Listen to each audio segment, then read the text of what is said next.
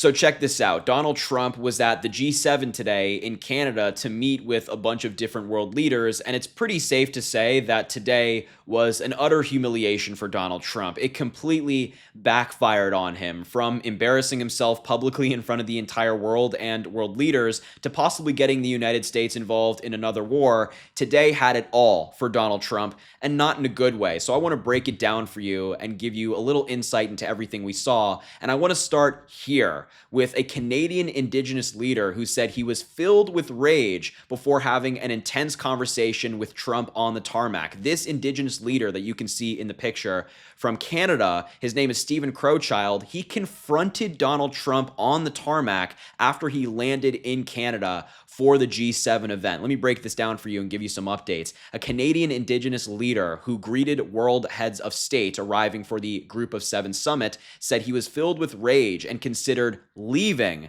before Donald Trump arrived, saying the US president has, quote, caused so much pain and suffering in the world. Instead, Stephen Crowchild prayed, consulted with his people's leaders, and ultimately opted to stay on the tarmac for a long conversation with Trump that he hopes will call more attention to promoting peace, protecting clean water, and other key issues to Canada's First Nation peoples. He said, quote, "It was really intense to say the least," he told the Associated Press, recalling his lengthy encounter with Trump on Sunday night, and said, quote, "When I woke up on Father's Day, I didn't anticipate I would be seeing world leaders and one certain individual that has caused much pain and suffering in the world." A pretty intense recalling of their conversation. It appears that he confronted Donald Trump, criticized him for his policies, and labeled the conversation as pretty intense. This took place before the G7 conference even began.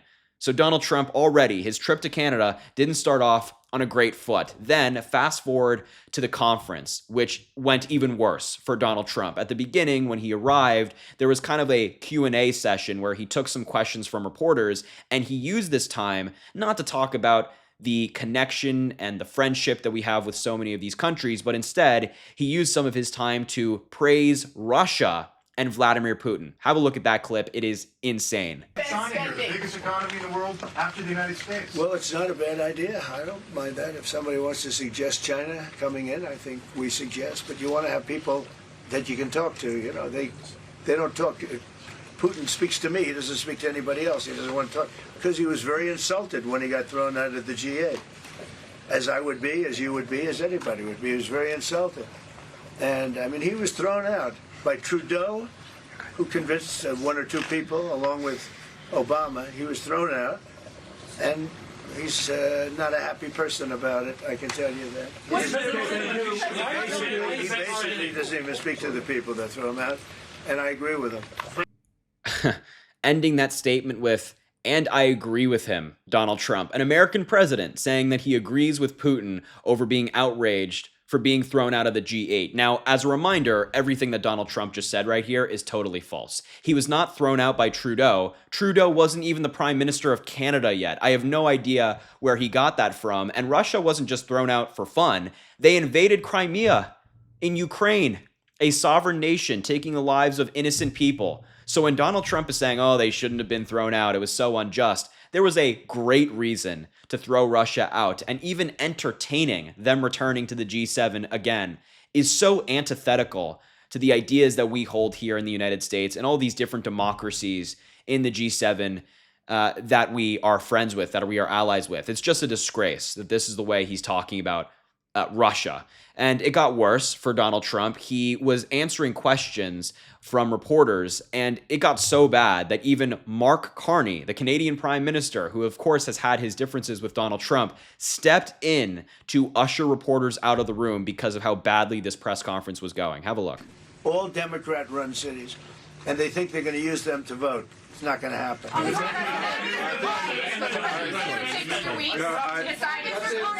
it. Thank you. If you don't mind, I'm going to exercise my role, if you will, as G7 chair, since we have a few more minutes with the president and his team, and then we actually have to start the meeting to address some of these big issues. So thank you. Thank you, media. Let's go. Thank you. That's it. Yeah, that's right. Mark Carney stepped in because of how bad the press conference was going. And you can even see it in Trump advisors' face. Like Susie Wiles on the left there in the suit, she's looking down. Scott Bessent is just looking straight ahead. He doesn't want to get eye contact with anybody. Marco Rubio is turning around to sit down. They know it was a disaster. Mark Carney knew it was a disaster and saved us, quite frankly, from more of Donald Trump's ramblings and perhaps creating more conflict in the world. But then it continued to get worse for Donald Trump, if you can even imagine it. He was outside with the Prime Minister of the United Kingdom, Keir Starmer, and they were announcing this alleged trade deal that they had signed. And when opening the packet that Donald Trump had them in, the deal, he dropped all of the papers on the floor, and Keir Starmer had to pick them up for him. Take a look. The UK, and we just signed a document. This is sorry about that. This is it. A very important document. Little windy out here. Give me that. We just signed it. Oh, it is brutal. And then he tries to crumple it all together and just fold it. He wants to get out of this situation as soon as possible. How bad is that for Donald Trump? Right out of his hands. The world is watching. The media is watching. He's doing this next to world leaders. How embarrassing for the United States. And then for some reason, Donald Trump started to argue with Tucker Carlson through the media. Take a look at that clip as well. I don't know what Tucker Carlson is saying. Let him go get a television network and say it so that people listen. I mean, he's taking shots at Tucker Carlson saying, he's not with a network right now. Let him go find a network so he can say something that people actually listen to.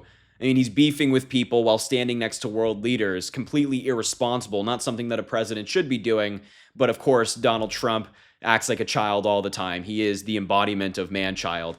Now, the next thing I want to show you is something that Donald Trump, a statement that he put out in the middle of the G7 conference, threatening war with Iran and threatening people in Iran. He said, quote, "Iran should have signed the deal. I told them to sign. What a shame and what a waste of human life. Simply stated, Iran cannot have a nuclear weapon. I said it over and over again. Everyone should immediately evacuate Tehran, the capital of the country, Iran." So the president of the United States is telling people in a foreign country's capital city to evacuate. That cannot be a good sign.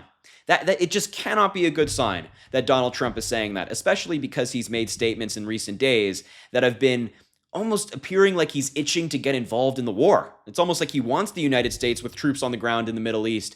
Like he's really wants to get involved for some odd reason.